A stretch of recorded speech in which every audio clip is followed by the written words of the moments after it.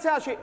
অরিত্র, আমার প্রশ্ন হচ্ছে খুব সাফ। কালকে মমতা বন্দ্যোপাধ্যায় বললেন আশা কর্মীদের জন্য অনেক কিছু করেছি, আজকে আশা কর্মীরা রাস্তায় নামলেন।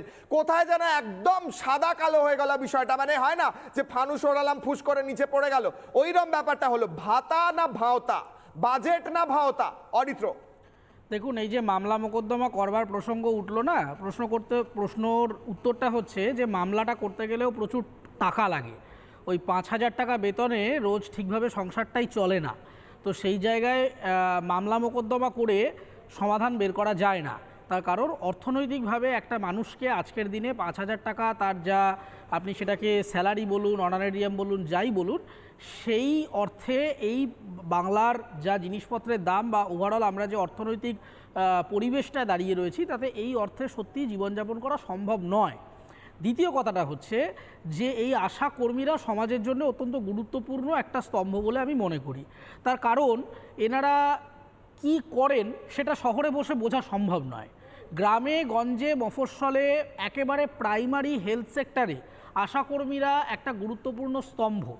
সেখানে সন্তান লালন পালন করা, সেখানে সরকারি প্রাইমারি হেলথ কেয়ারের সাথে গ্রামীণ মানুষের সংযোগ স্থাপন করা, বাচ্চাদের চিকিৎসার বন্দোবস্ত করা এবং পুষ্টি নিয়ে কাজ করা, যেখানে এই মুহূর্তে গোটা বাংলার অ্যাভারেজ হেলথ সেক্টরটা ধুঁকছে, সেখানে আশাকর্মীদের একটা অত্যন্ত গুরুত্বপূর্ণ অবদান এবং অত্যন্ত গুরুত্বপূর্ণ প্রয়োজনীয়তা রয়েছে।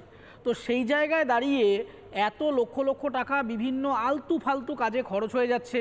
একজন নেতা বা মন্ত্রী বাথরুম থেকে বেরোতে গেলেও তাদের হেলিকপ্টার লাগে।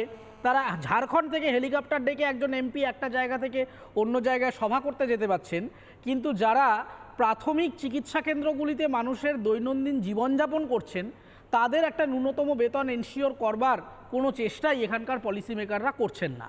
দ্বিতীয় কথা হচ্ছে যে দেখুন, রোজ টিভি খুললে বা বিভিন্ন সভা থেকে বিভিন্ন রকম নেতারা বিভিন্ন ডায়লগবাজি করছেন, আমরা এটা করে দেবো, সেটা করে দেবো, এই দেবো, সেই দেবো, কিন্তু বলা কথা আর কাজের মধ্যে একটা প্রাপ্তি এবং অপ্রাপ্তির একটা বড় ফাঁক থেকে যাচ্ছে। আমি একটা গুরুত্বপূর্ণ পয়েন্ট বলার চেষ্টা করব যে দেখুন, ভাতা নিয়ে এত কথা হচ্ছে না, ভাতাটা সমস্যা না। সমস্যাটা হচ্ছে সেই ভাতাটা আমার আসল অর্থনীতির চাকায় কিভাবে ব্যবহৃত হচ্ছে সেইটা নিয়ে ভাবতে হবে। কন্যাশ্রী প্রকল্প অত্যন্ত গুরুত্বপূর্ণ একটা সরকারি প্রকল্প বলে আমি মনে করি। তার কারণ এই প্রকল্পটা কি উদ্দেশ্যে শুরু হয়েছিল, যে বাংলার মেয়েদের বাল্যবিবাহ প্রতিরোধ করে মেয়েরা লেখাপড়া শিখে বড় বড় জায়গায় প্রতিষ্ঠিত হবে। কিন্তু 2024 সালে ল্যান্ডসেটের গবেষণাপত্র বলছে যে ভারতবর্ষের যে 3টি রাজ্য বাল্যবিবাহে ঊর্ধ্বমুখী বা প্রথম 3, তার মধ্যে পশ্চিমবঙ্গ একটি। তার মানে কন্যাশ্রী প্রকল্পটা যে দীর্ঘসূত্রী এজেন্ডা নিয়ে শুরু করা হয়েছিল, সেই বাল্যবিবাহকে রোধ করা যায়নি। একইভাবে এই যে লক্ষ্মীর ভাণ্ডার নিয়ে এত পক্ষে বিপক্ষে সমালোচনা আলোচনা, আমি বলছি এই লক্ষ্মীর ভাণ্ডারের টাকাটা এইভাবে ডিরেক্ট ক্যাশ ইনসেন্টিভ না দিয়ে যদি একটু সরকার অন্যভাবে ভাবতো, যে আচ্ছা আমরা যদি সেলফ হেল্প গ্রুপ বা স্বনির্ভর গোষ্ঠী, যেটা উড়িষ্যায় হয়েছে, যেটা রাজস্থানে বহু ক্ষেত্রে হয়েছে, আমার এখানকার ক্ষুদ্র শিল্পগুলো, কুটির শিল্পগুলো, সেখানে বাংলার স্ত্রীদের আমরা কোনোভাবে কোনো সস্তায় লোন দেওয়ার ব্যবস্থা করে দিতে পারি কিনা, কিংবা ক্ষুদ্র শিল্পগুলোকে বুস্ট আপ করবার জন্যে এই স্কিল ডেভেলপমেন্ট প্রোগ্রামগুলো করতে পারি কিনা, যাতে এই 1.5-2 হাজার টাকার জন্য তাদের বসে থাকতে হবে না, তারা মাসে 20-25 হাজার টাকা নিজেরাই রোজগার করতে পারবেন, নিজেদের প্রোডাক্ট বিক্রি করে, নিজেদের সার্ভিসেস বিক্রি করে। ফলে সরাসরি জিডিপিতে কন্ট্রিবিউট হচ্ছে এরকম কোনো উৎপাদন করবার কোনো চেষ্টা নেই। আমার কনক্লুডিং রিমার্ক এটাই যে দেখুন, ভোট অন অ্যাকাউন্ট বলে একটা করা সিস্টেমকে সম্পূর্ণ অপব্যবহার করলো পশ্চিমবঙ্গ সরকার।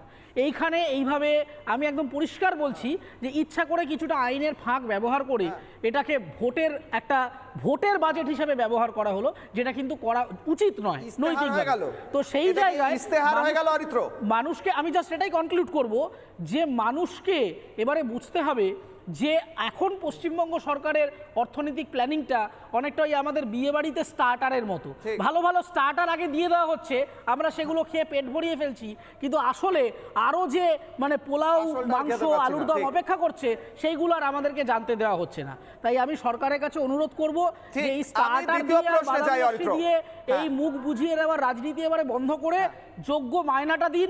আমি আশা কর্মীদের সাথে 100% সহমত। আমি মনে করি যে এই 5-6 হাজার টাকা যে বেতন বা যা সাম্মানিক, তাতে করে আজকের দিনের বাজারে আলু পটলের দাম আপনারা মধ্যস্থতাকারী দালালরা কি হয়? যেভাবে কাটমানি 6,000 খেয়ে খেয়ে টাকায় কি দাম করে বাড়িয়েছেন 30 দিন বাজারে, চলে?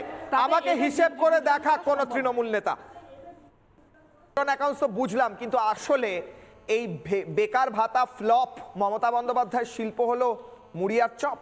অরিত্র, বাংলায় এই মুহূর্তে সবথেকে বড় শিল্প হলো রাজনীতি। এবং আপনি দেখুন অন্যান্য যে প্রফেশন থেকে রাজনীতিতে তৃণমূল লোকজন নিয়েছে, যেরকম সবথেকে বেশি নিয়েছে সিনেমা এবং এন্টারটেনমেন্ট থেকে, আপনি দেখুন যারা যারা রাজনীতিতে এলেন তারা কিন্তু আর সিনেমাটা আর কন্টিনিউ করলেন না। মানে সিনেমা যদি একটা বড় শিল্প আমি ধরি, তাহলে সেই শিল্পটা চলে গেল, কারণ রাজনীতি থেকেই এত পরিমাণ তারা রোজগার করতে আরম্ভ করলেন যে আর্ট অ্যান্ড কালচারের ওপরে তাদের আর ফোকাস বা সময় বা ইচ্ছে, এনার্জি, প্যাশন কিছুই আর রইল না। দ্বিতীয় কথাটা হচ্ছে অধুনা রাজ্য সরকারের অদ্ভুত কাণ্ডকারখানা আমার লাগে যখন দেখি যে তাদের সেলিব্রেশনের প্যারামিটারগুলো খুব অদ্ভুত। তারা প্রচণ্ড নাচতে আরম্ভ করে যে দেখো বেকার ভাতা আমি বাড়িয়ে দিয়েছি। আসলে বেকার ভাতা বাড়ানো হচ্ছে বা বেকারের সংখ্যা বাড়ছে, এটা তো একটা লজ্জাজনক বিষয়। বিভিন্ন স্কুল কলেজে 50% সিট যে আগেরবার ফাঁকা গেছে, এটা তো একটা লজ্জাজনক বিষয়।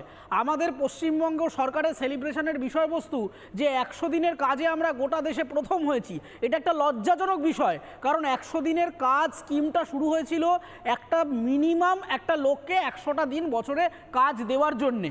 তার মানে আমাদের অন্যান্য সেক্টরের গ্রোথ এবং ডেভেলপমেন্ট এতটাই সীমিত যে 100 দিনের কাজ দিয়ে একটা মানুষকে মিনিমাম ওই কটা দিন আমাকে কর্মক্ষম রাখতে হচ্ছে, সেই বিষয়গুলো নিয়ে সরকার উদযাপন করে ফাটাফাটি করে ফেলছে। আসলে বাংলা এবং বাঙালির বৃহৎ স্বপ্ন দেখার নেশা এবং পেশা, এই দুটোকেই নষ্ট করে দেওয়া হয়েছে। আমাদেরকে শিখিয়ে দেওয়া হয়েছে যে তুমি যে কোনো পলিসি, যে কোনো জিনিসপত্র, তুমি এই মুহূর্তে পকেটে টাকা পাচ্ছ, ব্যাস চুপ করে বসে যাও।